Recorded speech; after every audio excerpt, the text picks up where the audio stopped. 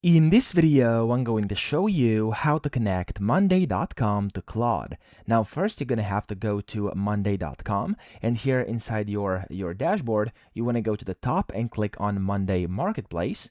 And from here, you want to look for Monday MCP. Okay, so Monday MCP, just like this. Press enter. Here it is. You want to click on it. And then you want to click on the install app button and wait for a few seconds for this to load. And then there we go. I'm going to do all workspaces and I'm going to click on install. Now, whenever you do this, again, it's going to take a few seconds for this to install. And there we go. I'm going to choose the workspace, the main one, click on Add App. And whenever you're done with this, you'll see, there we go. That's pretty much the first step you have to do. Then you can go inside Claude and go to the left here, click on Customize, and click on Connect Your Apps. Then you want to go to the top, look for Monday.com. Click on the plus button over here and then wait for the access. It's going to take you over to Monday.com.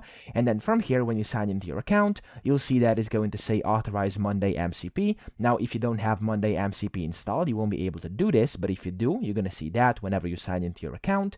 Then click on authorize. And when you click on authorize over here, it's going to load for a few seconds, take you back to Claude. And then inside Claude here, it says connected to Monday.com. You can go to connectors.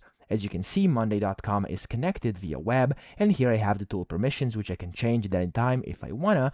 Click on the three dots top right, click on View Details, and here you can see all the tools you can use to basically interact with Monday.com directly from Claude. So that's how to do it. I hope this video helped you out. If it did, please subscribe to the channel and help me out as well.